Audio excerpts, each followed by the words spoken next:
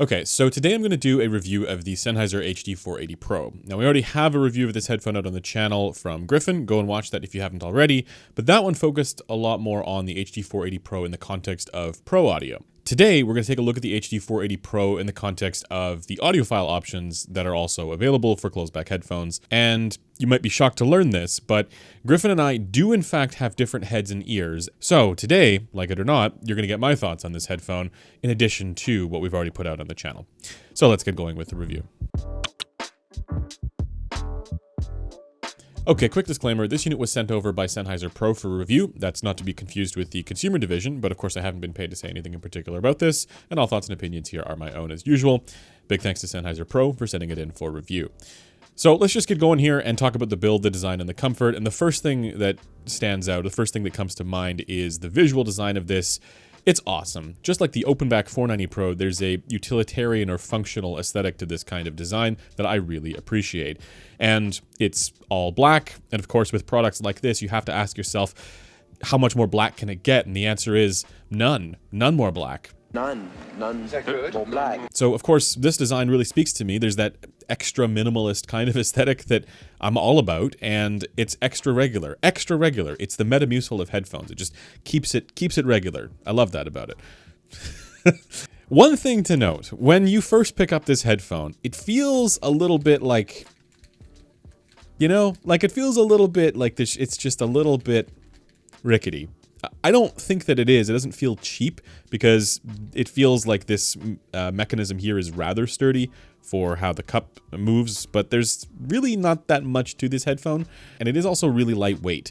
So for a lot of people, they associate a heavier headphone with a more premium build, but that's not necessarily the case, as Sennheiser has repeatedly demonstrated. Now for the mechanical design, the cup swivel here also can kind of freely float around like this. That's something I've been noticing recently, where there's some headphones where they kind of have a little bit more resistance to the way that some of the stuff moves. This one doesn't have any resistance whatsoever. It is backstopped on either side, so it can only go, you know, a certain distance, but that's just something to keep in mind. And you do get some really satisfying clicks. You get two little soft pads underneath here on top, and then it's just a metal headband. For the comfort, I find this headphone to be very comfortable. When I put it on my head, there is a little bit of clamp force, but it's not so much that it's uncomfortable. It just makes it feel like it's a little bit more secure on the head. So if you're headbanging, this will be great. One of the things that I really appreciate about the pad design here is that the opening is oval and large enough to fit my larger than average ears. So this is already a big win over many of its competitors, where the ear openings just aren't large enough for big boy ears. And I don't have any issues with my ear touching the mesh material on the inside by the baffle. So this is just a very comfortable, very easy to wear headphone for long periods of time. And I do appreciate that you can hook the cable up on either side as well. I don't have any issues with hotspots on top. If you have a smaller head, you might. But for me, no problems whatsoever with this one. So thumbs up on the mechanical and ergonomic design. It's just not a premium feeling headphone. And I think you have to kind of go into this recognizing that this is a engineer's style headphone rather than a designer focused headphone, like what you might get with something like the Meze Strada right here. And for some people that's going to matter a lot, but for me, I care more about the sound quality and of course the comfort, which this is great at. Speaking of sound quality, let's get into that. So when it comes to the sound quality for this headphone, I don't think it's a good thing to really place this in the category of pro audio alone and just say we're going to leave it over there and not talk about it in the context of headphones like the FT1 or, you know, the high-end stuff like the Focal Azuris or some of the other audiophile options that are available, because the 480 Pro kind of just dunks on everything. Like I'm struggling to think of a closed-back headphone that overall is better across the board for the sound quality. And yes, I'm talking about headphones that cost thousands of dollars. The 480 Pro is simply better sounding. That doesn't mean it's better for everything, and there are some shortcomings here that I do want to talk about. But for the overall sound signature that this gives you, the overall picture of the music that you get, the HD480 Pro is simply more clear and compromises less than just about anything else that's currently available in headphones, period. So how do we even think about this? Well, first, let's talk about the bass. And this is probably the weakest point of this headphone, which isn't to say that it's bad. It's actually good and better than many of the audiophile competitors. It's just not as great as what you get with the mids and the treble for this headphone. So what do I mean by this? So the bass quantity is actually excellent, and it fits the sound profile for this headphone overall really well. So it's not so massive that it obscures anything else in the music, and it's really well balanced with the treble presentation as well. And that's kind of what you want. You want to have proportional bass and treble in such a way that also doesn't obscure the mid-range, and that's exactly what you get with the HD480 Pro. Where it's not quite as good as what I personally like is it's not as tonally rich or textured as what I know bass can be, even from some other closebacks. So I find the bass to be a bit sub-bass focused at the expense of mid-bass and upper bass, and we could call this the lower mid-range as well. And this makes it so some of those overtones that should be coming through a little bit more clearly are subdued a bit. I'm not going to say they're obscured or dominated, but you don't hear them as clearly, and this does retract some of those textural elements or tonally rich elements for things like upright double bass. Or to give you another example, on a track like Murmurations from Go-Go Penguin, that is one of my regular test tracks, there's this bass drum that comes in, and while that bass has a nice thudding and thumping presentation to it, I know there are elements of that tone that show up a little bit more strongly from other presentations that's just pulled back a little bit here. On the flip side, when I listen to tracks like James Blake's Retrograde, the bass is awesome because the level is super satisfying. It hits with a ton of authority. It's just not quite as nuanced and textured as what I know can be done with bass presentations overall. Now, when you look at the graphs to do with this headphone, it looks like the bass is a little bit more disjointed from the rest of the sound signature, but on my head, I actually get a smoother transition between the bass and the low mid, so it's not as scooped out or sucked out or hollow there in the low mids. So this is not as much of an issue as what it might look like on the graph here. This is just a feature of measurement rigs that just doesn't match what occurs on humans typically. But there is still a little bit of focus towards the sub bass and away from some of the tonally rich elements of low frequency tones and low frequency information that you might care about. This is a very thumping headphone, not as much of that sort of tonally nuanced and euphonic kind of bass that some people look for. Now, the mid-range is excellent on the HD480 Pro. I do personally hear a little bit of forwardness there at around 2.5 kilohertz. I find this often gives me an extra edge or incisiveness to certain instrumental tones, and it's not so far forward that it causes the headphone to sound shouty or glaring, especially because the transition to the treble is totally reasonable. In fact, the HD480 Pro is a bit more subdued in the low treble, with a stronger emphasis towards the mid and upper treble, but that's actually what we see from preference research that people like. So I think this is going to do reasonably well for most people for the mids and for the treble. And this is something that I was able to recognize from the moment that I put this headphone on. Yes, the ear gain presentation for this headphone is excellent. So the transition between the mids and the treble. The only thing to consider here is that for some people, there might be a bit less lower treble, like at around 4 kilohertz, and it doesn't really have a 2 kilohertz scoop, so this might not do the soundstage effect or the spaciousness effect as strongly for people as what they might be looking for. But I think you guys know my opinion about soundstage. Timbre is more important, and that's where this really shines. The timbre is exceptional on this headphone. This is something where I hear the snap of a snare drum or the crash of a cymbal or a vocal tone. Nothing sounds out of place. It sounds all just coherent and natural and well presented. I think for some people, because it has a more relaxed lower treble presentation, they might find this to sound a bit soft, but I find this adds a versatility to this kind of sound signature where at no point do I ever hear lower tones being emphasized over their resonant harmonics above it. Everything just sort of rings out clearly, as music is supposed to do, and I really appreciate that about this headphone. So that's how the HD480 Pro performs, and I'm just going to quickly give you guys a picture of how this is on my head, with my head and ears filtering the sound, and because we have our HRTFs, we're able to subtract this from the measurement so we can see exactly how I'm hearing it. And it's mostly similar to the measurement rig, but you see a couple of the things that I noted, where at around 2K, there's a bit more energy on my head, and the bass is a bit better integrated on my head compared to what you see on the measurement fixture. But for the rest of it, it's pretty similar across the board, behaving about as we would expect. Now, I'm going to do some comparisons, and again, I'm going to focus here on some of the audiophile options that you might also want to consider at different price points. Again, if you're looking for how it compares against the M50X, this thing sucks. Go and watch that other video from Griffin because he went through a number of the Pro Audio headphones. And I just want to note, like, people get all kinds of up in arms about like comparisons for headphones at different price points. It doesn't matter, guys. Like, a headphone that costs $150 can be better sounding than a headphone that costs, in closer to $1,000. Like, the price is not indicative of sound quality. It doesn't work like that. And as we will see, this is yet another example of this. So the first comparison is with the FIO FT1. So there's a closed back, the non-pro. And you'll notice that with the FT1 here, I put the capper strap on it. So it is actually rather comfortable with the capper strap. I do find that the ear opening for the FT1 is not quite as nice as what you get with the HD480 Pro.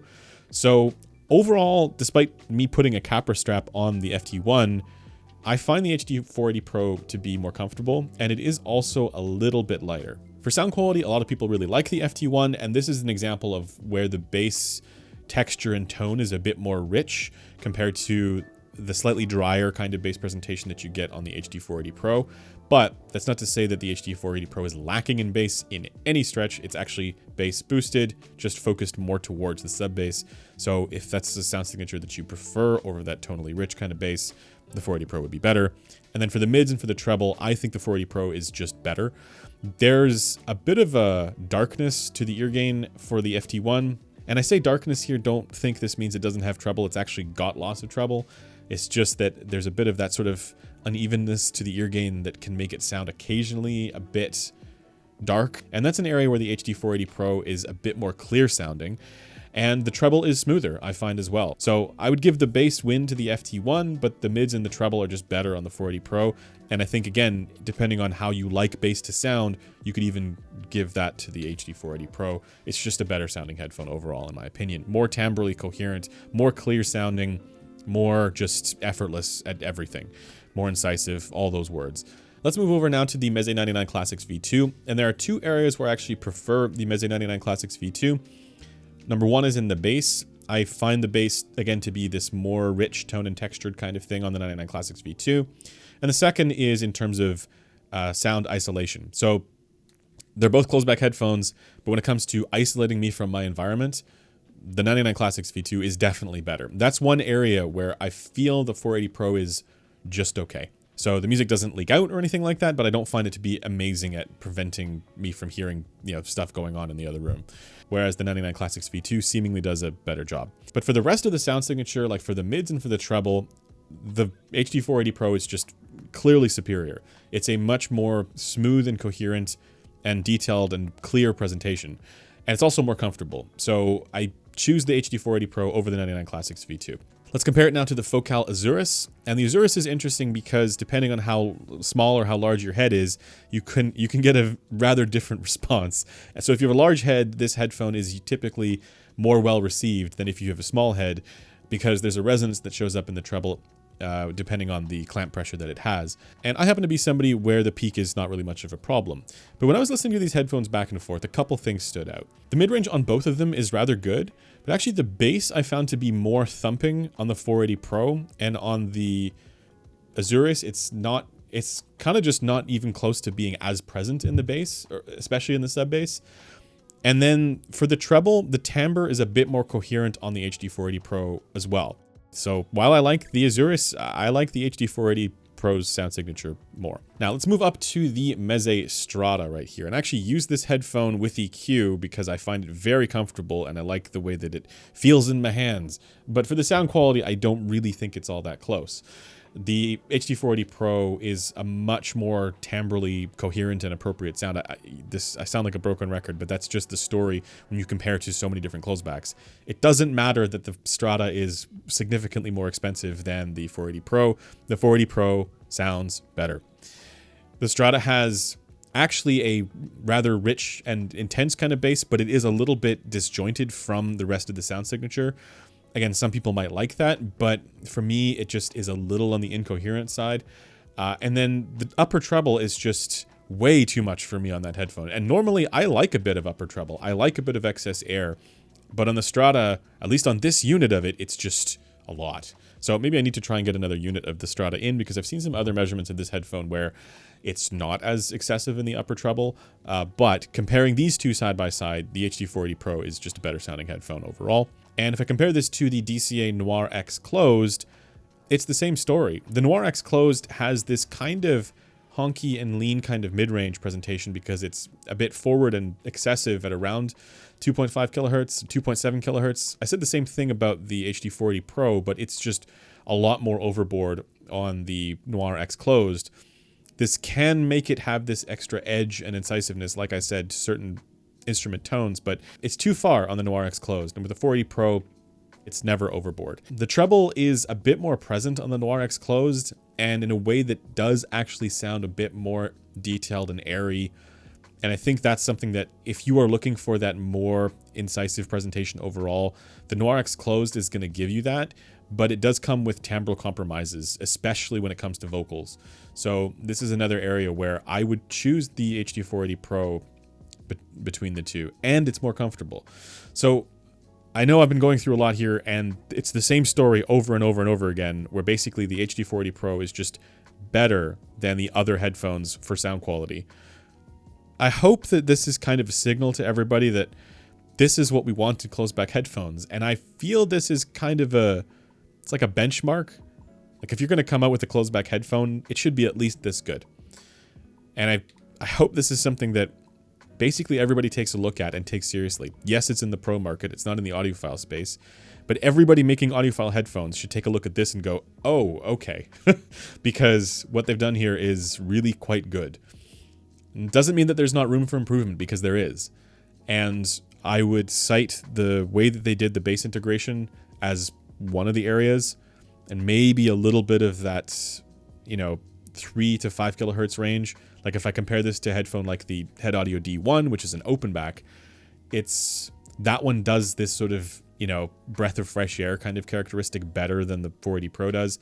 But other than that, this is a really, really good sounding headphone, and it's hard to find things that are better than it. One quick final comparison here. I want to compare this to the Sennheiser HDB630, which is a wireless ANC headphone. And that's meant to be the audiophile's ANC headphone, right? It's not the consumer line, that's the Momentum line. So the HDB line is the one that has parametric EQ and all of that. And its default sound signature is also quite a bit more audiophile approved. And I would agree that it is.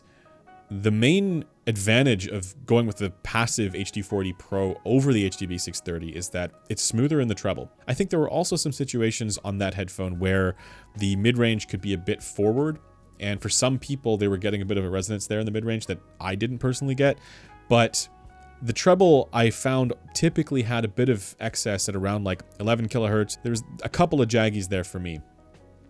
While it looks really smooth on the graph, we have to remember that headphones behave differently on our heads, and especially in that upper treble area. And that's one area where I feel that HD480 Pro does a better job. Of course, you do have parametric EQ with the HDB630, so you have the tools at your disposal to fix anything that would come up, and I would recommend doing that. If you are diligent about your headphone usage, you use EQ, you use parametric EQ because you're smart. And with the HD480 Pro, I would also EQ it. I would change the bass slightly, and I would change that lower ear gain section just a little bit. Here is my EQ profile for this headphone. Feel free to use it if you like, but we're talking extremely minor changes and not something that I think is essential by any means. So that is how I feel about this headphone.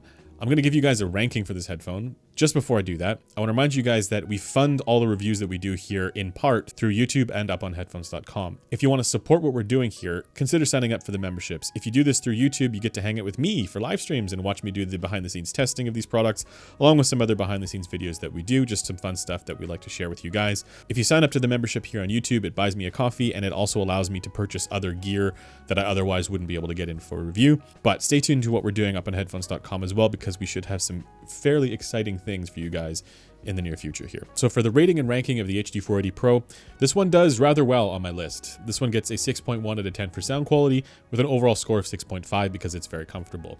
And I know there are going to be people out there used to everything getting at least 8 out of 10, 9 out of 10 for good products. But for anybody who's unfamiliar with our system, we use the full range of possible sound quality. And if you want to learn more about that, I'll have links in the description to the full ranking pages where you can see how we've ranked hundreds of headphones. You can see rankings from the others on our team as well. And that's going to do it for this video. You knew this one was going to do well, and it did. Thanks for taking the time to watch this one, and I'll see you guys in the next video. Bye for now.